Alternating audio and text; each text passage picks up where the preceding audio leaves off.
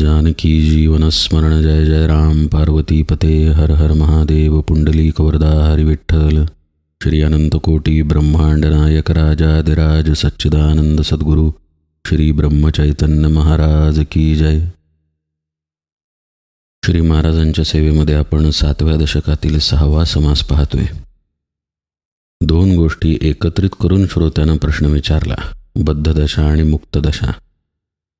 हे बद्धमुक्त निरूपण आता अशा एका टप्प्यावरती आलंय की समर्थ सांगतात या दोन्हीही गोष्टी मीपणातूनच उद्भवतात. मुक्तपणाची पोटीशळा बांधता जाईजे पाताळा, देहबुद्धीचा आगळा स्वरूपी न संटे, हे काल आपण पाहिलं. मी मुक्त असं जर कोणी म्हणत असेल तर त्यानं जणू पोटाळा शिळा बांधून भवसागरात उडी मारलेली आहे असं समर्थ म्हणतात. म्हणजे काय तर जोपर्यंत देहबुद्धी आहे तोपर्यंत ही बद्ध आणि मुक्तपणाची भाषा आहे. म्हणजे मीपणा मुळाशी आहे. बद्ध काय आणि मुक्त काय? मीपणापासून सुटला तोची एक मुक्त झाला, मुका अथवा बोलिला तरी तो मुक्त. जयास बाधावे ते वाव, तेथे कैचा मुक्त भाव, पाहू जाता सकळ वाव गुण वारता, असं समर्थ म्हणतायत. आपण हा विषय समजून घेऊया. श्रोत्यानं बद्धपणाची लक्षणं आपल्या स्वतःमध्ये पाहिली, मुक्तपणाची लक्षणंही पाहिली. मग असा समज करून घेतला की मुक्त दशा असेल तर बद्ध दशा नसली पाहिजे, तर मग हे घडणार कसं? पण हे तो विसरला की या दोन्हीही दशांची जाणीव मीपणातून होत आहे. म्हणून समर्थ म्हणतात, मी मधूनच ही जाणीव आली की आपण बद्ध आहे, मी मधूनच ही जाणीव आली की मी मुक्त आहे. आता हा मी सुटल्याशिवाय खरी मुक्तता लाभणार नाही. म्हणून समर्थ म्हणतायत, मीपणापासून सुटला तोची एक मुक्त झाला, अन्य कुणीही नाही. जो मीपणातून सुटला तोच मुक्त झाला. समजा एखादा व्यक्ती म्हणाला, मला कोणताही अहंकार नाही, तर ते हास्यास्पद नाही का? जसं मला अहंकार आहे हे सुद्धा मीचंच वाक्य आहे, तसंच मी अहंकारी नाही हे सुद्धा मीचंच वाक्य आहे. तशीच बद्ध दशा आणि मुक्त दशा जाणीवेनं जोपर्यंत कळते तोपर्यंत तिथं खरं बंधनच आहे, मुक्त दशा नाही. समर्थ म्हणतायत, ज्याच्यामुळं बंधन झालेलं आहे तीच गोष्ट खोटी आहे, तर बंधन खरं कसं असेल? मनामुळं, अहममुळं किंवा मीमुळं बंधन वाटत आहे. मी खोटा आहे हे तर आत्तापर्यंत निरूपणात आपल्याला पटलेलंच आहे. आता मीच जर खोटा असेल तर बंधन खरं कसं असेल? आणि बंधनच जर खरं नसेल तर मुक्ती तरी कशी खरी असेल, असा समर्थांचा प्रश्न आहे. जयास बाधावे ते वाव, तेथे कैचा मुक्त भाव, असं ते म्हणतात. म्हणजे पहा, एक प्रकारे भ्रमामुळं मुक्तीची जाणीव आणि भ्रमामुळं बंधनाची जाणीव तर आहेच. हा भ्रमच खोटा आहे जो मीमुळं उद्भवलेला आहे.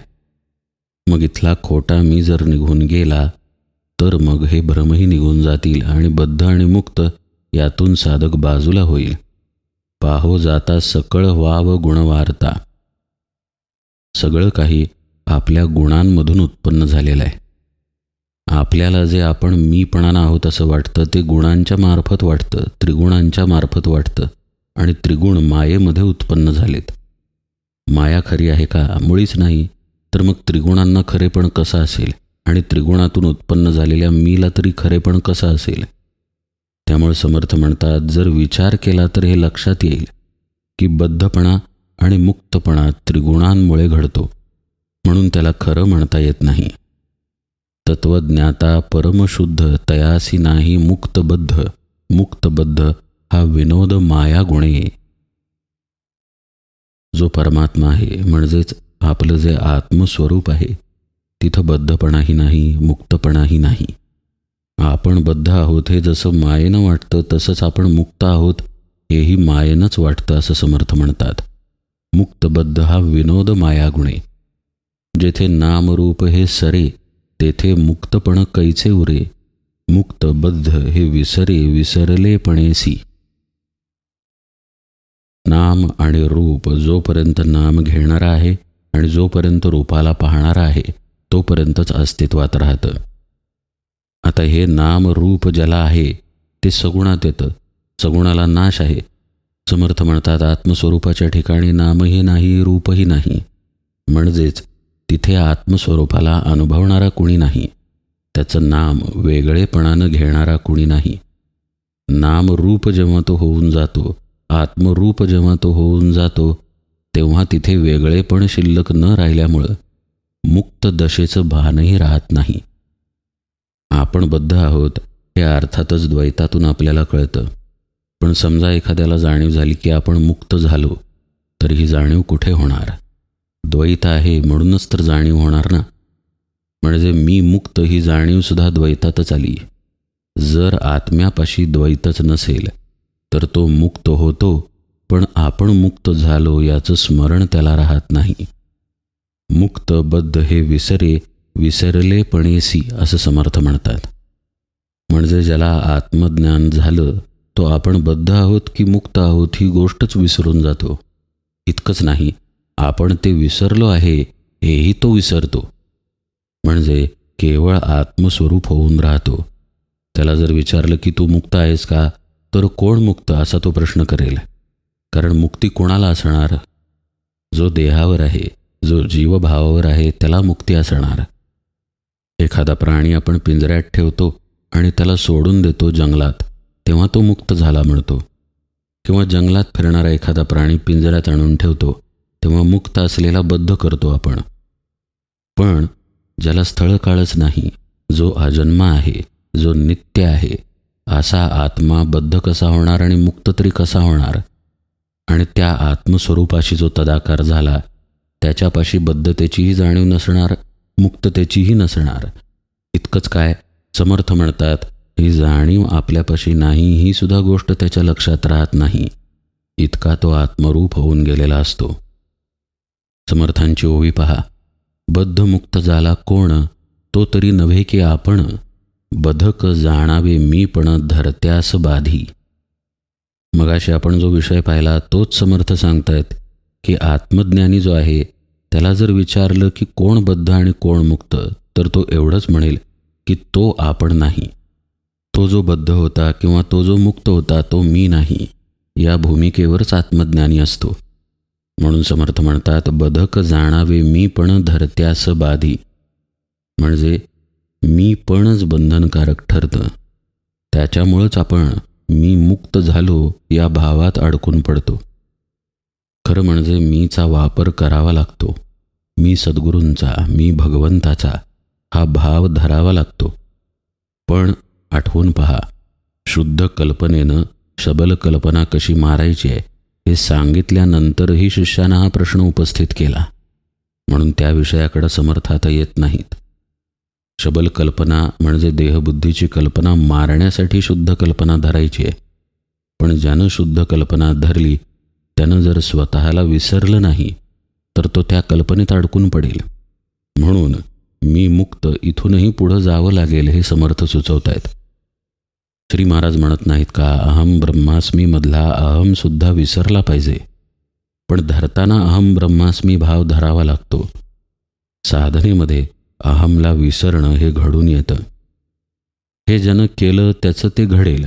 ज्यानं केलं नाही, ज्यानं फक्त शब्दांना पाहिलं, ऐकलं किंवा अभ्यासलं, त्याच्यातून अशा शंका उपस्थित होतात.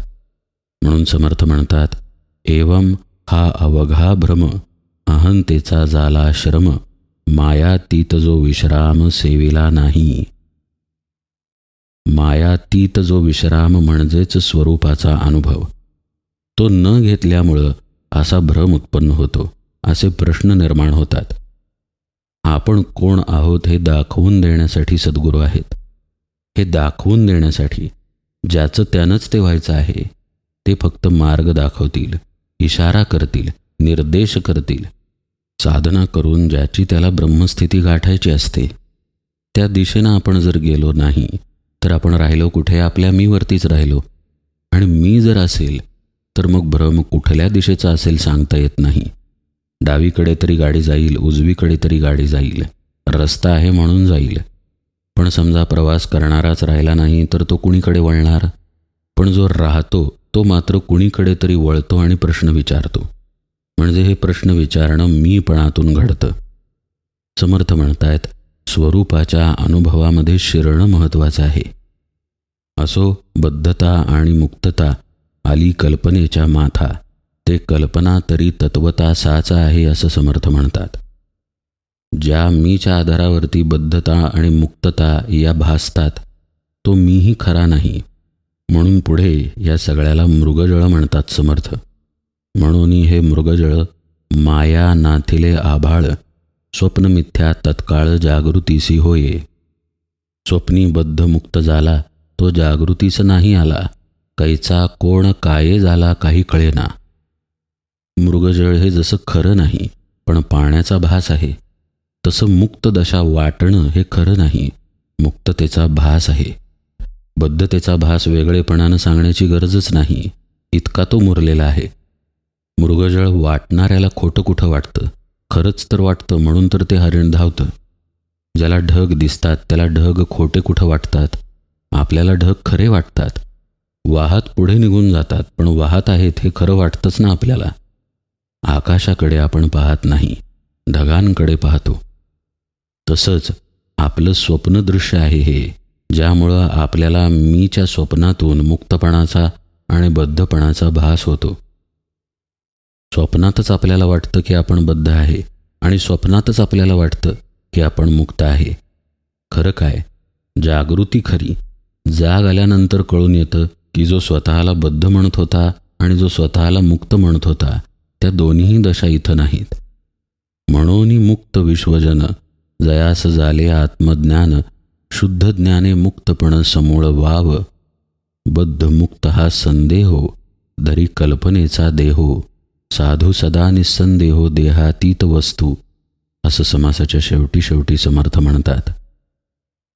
समर्थांनी अत्यंत सूक्ष्मात जाऊन हा विषय सांगितलाय. जो आत्मज्ञानी होतो तो मुक्त दशेत जातो, पण आत्मज्ञान दृढ होणं महत्त्वाचं आहे. त्याचंच रूपांतर नंतर शुद्ध ज्ञानामध्ये होतं. श्री महाराजांचं चरित्र आठवून पहा. तुकामाई श्री महाराजांना म्हणाले, आत्मज्ञान जरी झालं तरी ते मुरलं पाहिजे म्हणाले. शुद्ध ज्ञानात ज्याचं रूपांतर होतं त्याच्या दृष्टीला मग मुक्तपणा ही अवस्थाही राहत नाही, कारण बद्धतेच्या मुक्ततेच्या जीवभावातून तो पूर्णपणे निसटून जातो. आता तो बद्ध तर नाहीच, मुक्तही नाही, तो केवळ ब्रह्मस्वरूप आहे. समर्थ म्हणतायत, ही गोष्ट घडण्यासाठी संदेह पूर्णपणे गेला पाहिजे, म्हणजे देहाहंता जरासुद्धा शिल्लक राहिली नाही पाहिजे. ती गेली याची जेव्हा जाणीव येईल तेव्हा पुन्हा देहाहंताच आली. जसं एखादी व्यक्ती डोळे मिटून पडली आहे आणि आपण विचारलं झोपलायस का, ती जर हो म्हणाली तर झोपला नाही असाच अर्थ होईल ना. तसंच आपली दशा बदलली याची जाणीवही होता कामा नये. श्री महाराजांचं अत्यंत साधं पण अत्यंत मार्मिक वाक्य आहे. साधकाची प्रगती त्याच्या नकळत झाली पाहिजे असं श्री महाराज म्हणतात. हेच त्याचं कारण आहे.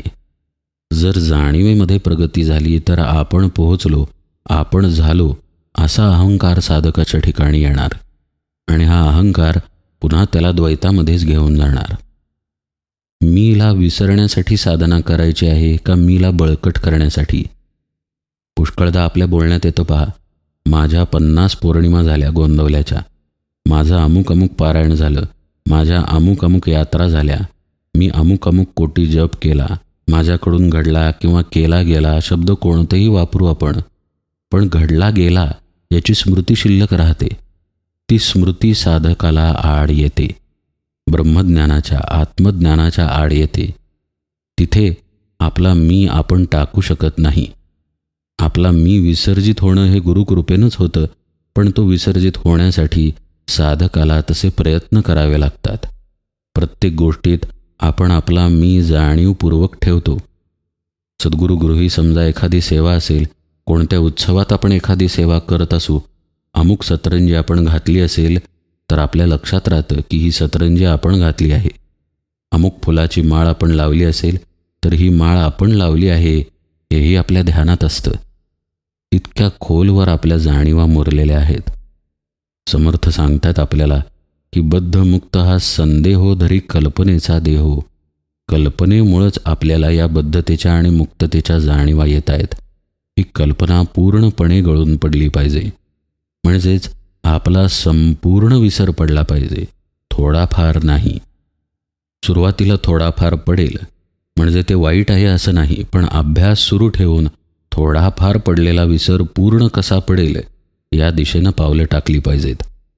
म्हणजेच अंतरामध्ये सजगता पाहिजे की आपल्याजवळ आपल्या साधनेची आणि आपल्या अवस्थेची स्मृती आहे का? आपण असे आहोत, आपण तसे आहोत असा भाव आतमध्ये कुठे आहे का? असेल तर तो काढून टाकण्याचा अभ्यास केला पाहिजे. आता तो कसा करायचा, तर त्याचं उत्तर पुन्हा भगवंताच्या नामामध्ये आणि सद्गुरूंनी दिलेल्या साधनेमध्येच आहे. आपण साधना करतो, पण प्रामाणिकतेनं जर करत नसू तर अहंभाव जाणार नाही, संदेह पूर्णपणे जाणार नाही. पुष्कळदा आपण सद्गुरूंना दाखवण्यासाठी साधना करतो, पुष्कळदा आपण इतर करतात म्हणून करतो, पुष्कळदा आपण आपल्याला अमुक प्राप्त व्हावं म्हणून करतो. हा सगळा भाव बाजूला टाकून केवळ सद्गुरूंचं होऊन मग साधना करणं आवश्यक आहे. असं जर घडलं तर निश्चितपणे आपला संदेह गळून पडेल. समर्थांनी एक सावधानता इथं सांगितली आहे की आपल्याला आपला विसर पडला याचाही विसर पडणं गरजेचं आहे. मुक्तबद्ध हे विसरे विसरलेपणेसी असं व्हायला पाहिजे. म्हणून समर्थ म्हणतात, साधू सदा निस्संदेहो देहातीत. जो साधू असतो तो कायम सदा असा शब्द आहे, अखंडत्वानं निस्संदेह स्थितीमध्ये असतो, क्षणिक नाही, काही काळासाठी नाही. म्हणून जी देहातीत वस्तू आहे म्हणजेच आपला आत्मा, त्याच्याशी तदाकार होऊन तो राहतो.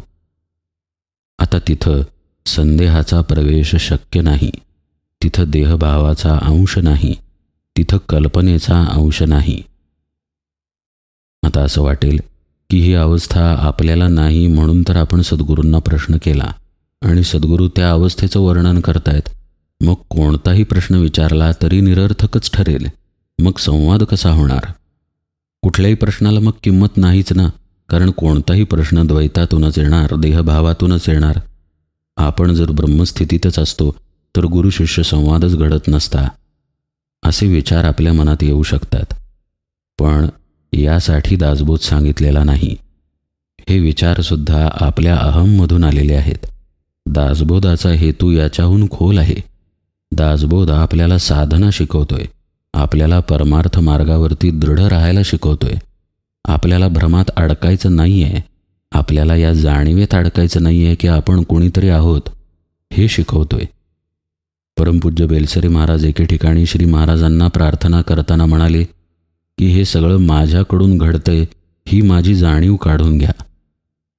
असं ते कळवळून श्री महाराजांना का म्हणाले? कारण समर्थ जी दशा सांगतायत की साधू सदा निस्संदेहो देहातीत वस्तू, या दशेत सद्गुरू कृपेशिवाय जाता येत नाही. कुठल्याही मार्गांनी कोणतीही साधना जरी केली तरी तिथे आपला मी जर राहत असेल तर ती साधना फळत नाही. आपल्याला सवय अशी झालेली आहे की आपण ध्येय आपल्या विचारात ठेवतो आणि मग कृतीला लागतो. हा न्याय व्यवहारात लागू आहेच. विजेचं बिल भरायचं आहे म्हणून आपण काही गोष्टी केल्या. विजेचं बिल भरायचं आहे हेच जर नसेल तर आपण गोष्टी करणार कशा? पण परमार्थात असं चालत नाही. विषय समजून घ्यावा लागतो, निश्चय करावा लागतो की आत्मज्ञान प्राप्त करायचं आहे. पण साधनेला बसल्यानंतर आपल्या मनाला आणि बुद्धीला टाकावं लागतं.